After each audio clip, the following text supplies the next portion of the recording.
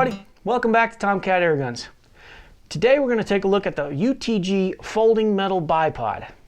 Now UTG is known for making accessories for rifles. I mean, if you're looking for some type of accessory, head on over to leapers.com, that's their website, and check out their lineup. Oh, the blooper machine's here. Because they probably are selling what you're looking for. A lot of scope rings, a whole mess of bipods and stuff like that. In fact, I have two more of their bipods right here. This is the Recon and this is the TBNR bipod. So, somebody wants to be in the video. So, here we go. This is a 6-inch to 8.5-inch bipod that retails around 50 bucks and weighs in at 14 ounces. Now, when I was looking at the pictures, I saw the square legs and I thought they were, you know, all metal, 100% metal. And the bipod is made 100% metal, but the legs are actually have a rubber boot around them, which I don't know if I like it or not. I'm going to find out through the testing, but it's different. I haven't seen that done before.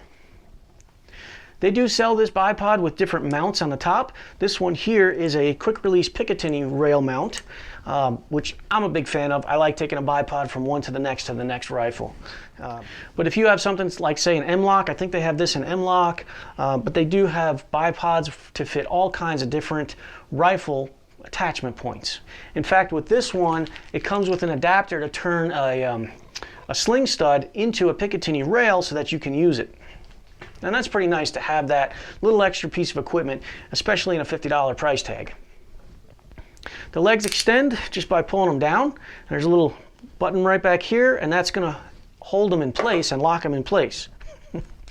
There's no spring pressure either shooting them out or pulling them back in, so it's all manual. And if you need to go somewhere in between, you've got this little screw right here, and you simply give that a turn and lock it in place wherever you need it. That's going to come in handy since this does not have tilt or swivel. It is what it is. You just get what you get, and if you need to adjust for a little bit of tilt, you're going to have to do that with that thumb screw right there. As far as I can tell, there's no replacement feet available for this, so you get the rubber feet that come on here, and they're pretty soft rubber with some little grippies on the bottom, so they should do a pretty nice job gripping into whatever surface you need them to. Attaching this to your rifle is as simple as making sure your quick release mount is open, fit it into one of your slots, and then hold it in place and close your lever. Now, if you've got a loose fit like this is right here, you're going to need an Allen key in order to tighten this up. And I found a kind of an easy way to do it is to clamp it in as long as it's holding on the rifle and then make your adjustment. You put it in right here. Give it a twist till it's nice and tight and then test it. Make sure that you can get it back off the rifle as well and make sure that it's tight enough to do a good job. While I've got you here, I'll show you the leg positioning part right here. Now UTG put in a 45-degree option, and those of you who watch my channel know I'm a big fan of 45 degrees. So bravo UTG. You push down on this little button here, you could adjust to 45 forward and back, or stowed forward and back, or 90 degrees. While I've got you here, let me show you the leg adjustments. Let's see, I'm in between clicks right here. This is that thumb screw, and I just tighten it down, and the leg will lock in place. Now, you might notice this gloss on here. That is a bunch of oil or grease, or what? It's oil really from the factory, and it's just all over this inside leg. So if you're in a dirty environment where you're afraid that dirt might stick onto this leg, you might want to wipe that off. Other than that, here's the push button. So you push it, otherwise it's going to stay in place. Push it and bring it back in. That easy. Let's take it to the bench and see how it operates on the bench. So here we are at the bench position, and which I think is a pretty important position to go through the features with because a lot of shooting is done on the bench. So let's say I'm a little bit off and I need to adjust for some tilt here. Can I do that? No tilt option. Ah, that sucks. But the way to do that is to lift up on this leg until you find your level. Okay, I don't have a level on my gun today, and then lock that leg in place. And now you're level. Now, is it going to stay, and how much pressure does it take to overcome it? It takes quite a bit of pressure. And if you do overcome it, I don't want to push it too hard because I'm at the beginning of my test right here. If you do overcome it, it's going to lock into one of these locking places next. So it's really not any big deal. In the front of the bipod, there's actually a channel here. So what you're doing is you're running a screw into that channel. So if I push this too hard, I'm going to put a gouge in this channel here, and I don't want to do that to the bipod. But you can adjust for level, and that's how you do it. Gross adjustments, it's just going to be simply pulling the legs down like so. Now we do have quite a bit of slop in this system. Looks like it's in the button a little bit and in the pivot point a little bit. So guys, here's the button, and look at the amount of craziness that's going on in here. Maybe you can get a better view from this angle, but I mean, wow. That's like crazy loose and loosey-goose weirdness going on there. I don't like it very much at all, but it does function and it locks in place, and there's quite a bit of spring tension behind it. So yeah, and then there's all the slop involved in this as well. And that's quite a bit. I think I'm moving 3/8 to a 1/2 inch down here. That's a lot of slop. Again though, it's a $50 bipod and it's all metal. One thing I am noticing about this bipod is the stance on it is quite narrow versus say the Recon, which is a more traditional setup. You can see the difference here.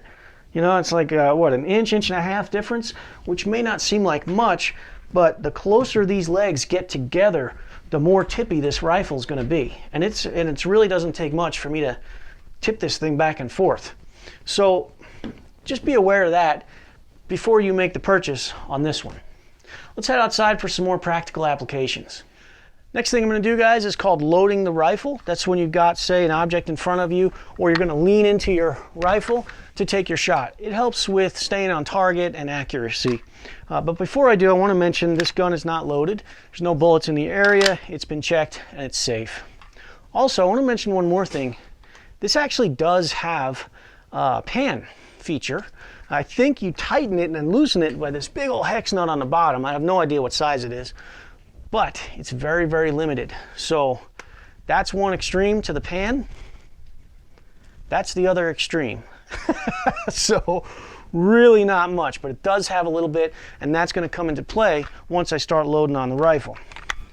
So I come in and I load onto the rifle, and you know, it feels kind of spongy.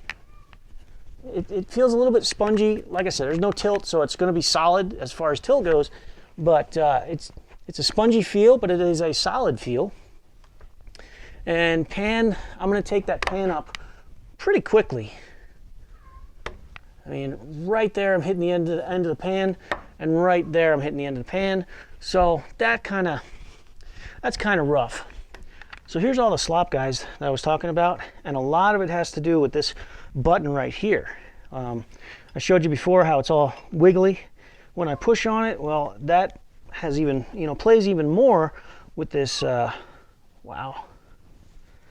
It plays even more with this slop, and there's a lot of slop here at the hinge point in the back as well. So we'll take that up, and we lean into our rifle, and we load up our rifle.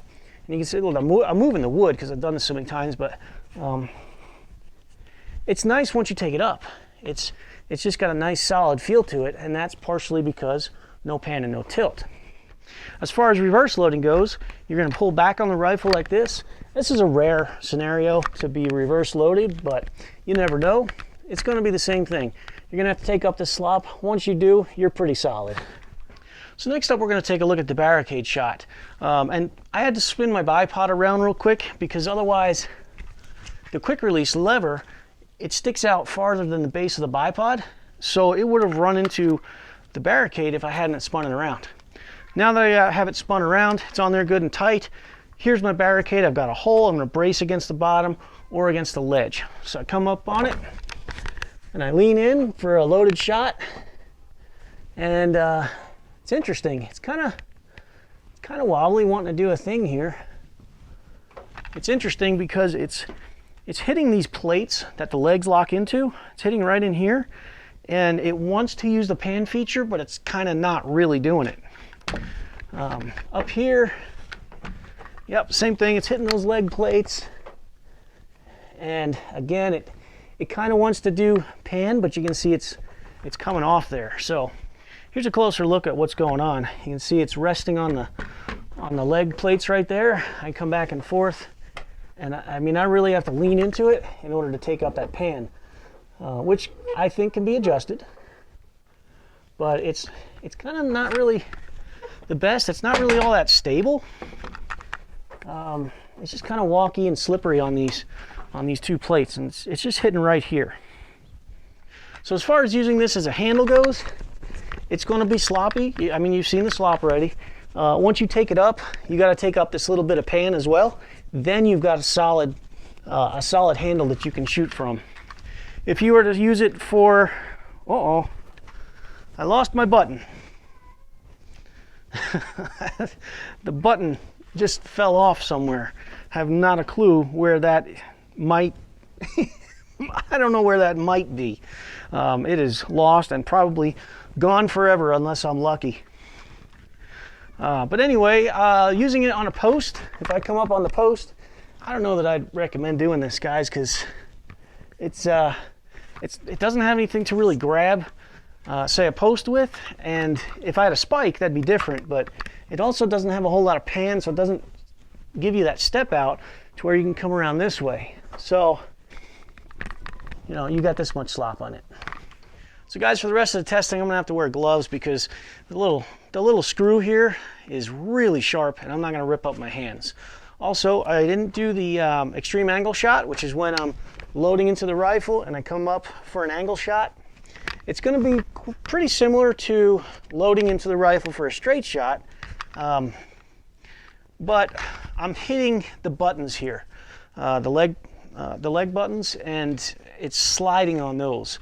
So depending on what kind of surface you're on, it could create an issue. It wants to walk up those, but either way, it's going to kind of press those buttons in, and it's really going to suck for an extreme angle shot.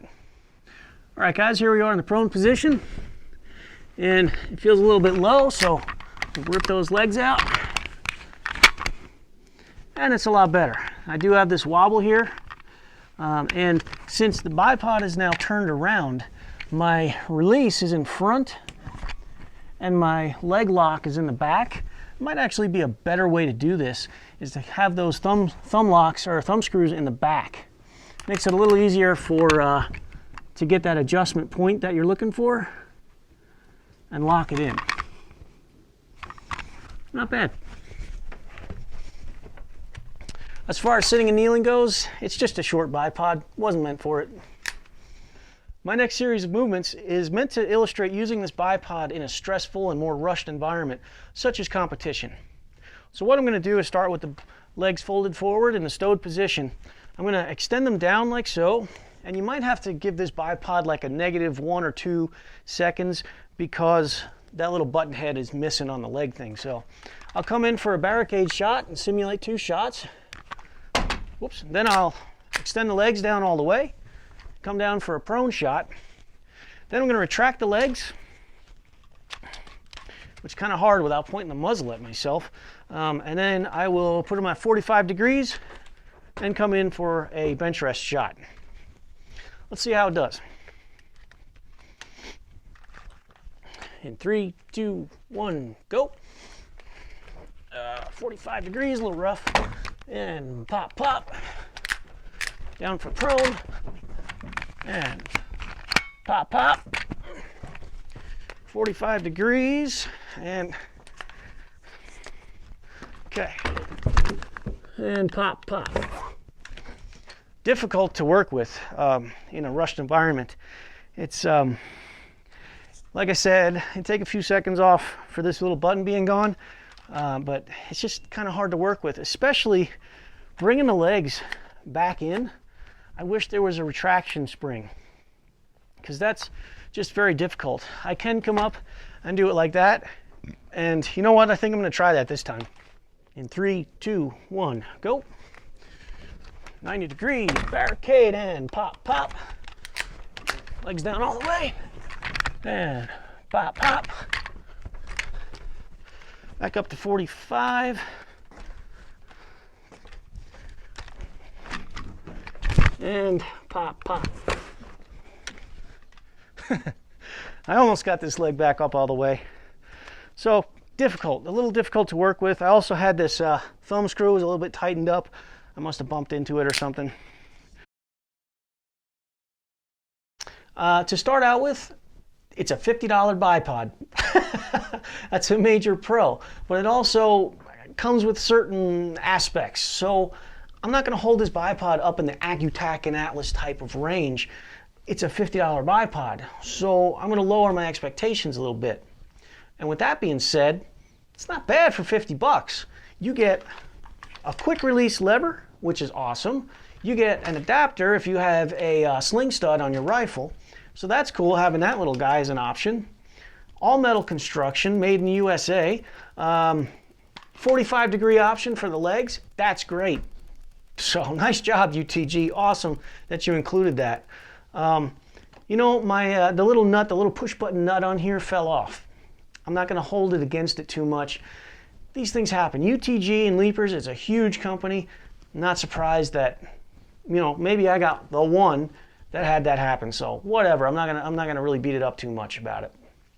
I like how the legs are, you know, quick deploy from all the way stowed to all the way out. You don't have to do anything. You don't have to push anything. It's just done. That being said, I really do not like how they retract. That was just, it's not really a great system.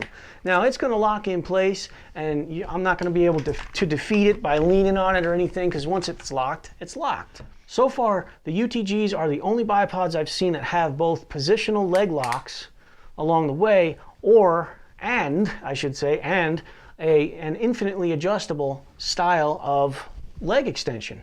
The Recon over here has it too, and I'm not sure if the Tibner has it as well, but the TBNR, but that's rare. I haven't seen that before in all my testing, and it's a nice option. And again, for the $50 range, holy cow, you know, nice job. Now I saw some weak spots in, you know, practical applications when I was leaning into the rifle. It seemed slippery on the Barricade, and you know, the pan feature, I haven't tested whether this is how to lock it out or not, but it's always there, and I wish there was a way to either totally not have it, get rid of it altogether, or, you know, really lock it in place. Give me like another hole that I put a screw in and it's totally locked out. Something like that would be nice. I found the push buttons, even though the head fell off of this one, even this one, they're way too wobbly, way too wobbly. And there's just a lot of slop built into this system, and a lot of it has to do with those push buttons.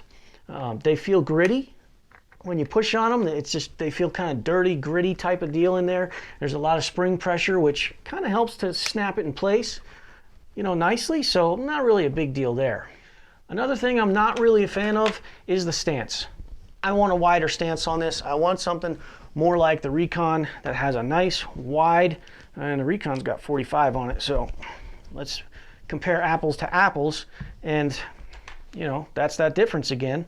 So I want something with a wider stance on it. It's going to help with stability, and it's going to help me later on with my shooting. So I got to knock it for that. The rubber boot on the legs, for me, it's neither here nor there. I really don't care. If you didn't care for it, you could easily cut it off, because it's not like molded onto the leg type of deal. It's literally just a rubber sleeve over the leg. The quick release lever. While I mentioned it's a great thing to have it, especially on a $50 bipod, one thing I'm noticing is as I take it on and off and on and off, and I work this lever, it seems like the little adjustment screw is backing out on me, and it gets a little bit looser and a little bit looser every time. So I would recommend, if you get one of these, throw a little blue Loctite on that screw and then put it right back in and make your adjustments. Of course, I wish the feet were interchangeable, but you know, for a $50 bipod, I'm not going to complain too much about that. Well, there you have it, guys. That's my opinion on the UTG Folding Metal Bipod. If you need any more information on this bipod or any of the other UTG branded bipods or scope mounts or anything else, or any of the other accessories that are sold under the UTG name, head on over to leapers.com and you can look up through the whole lineup of what they've got for sale. Additionally, I'm on Airgun 101 now, so head on over to airgun101.com to check out my videos as well as a whole bunch of other videos from top-notch shooters around the world. Additionally, if you'd like to support my channel by sending me a donation, you can do so at paypal.me/TomcatAirguns. And I'd be very grateful for any kind of support you'd want to send my way. As always, guys, happy shooting and thanks for watching.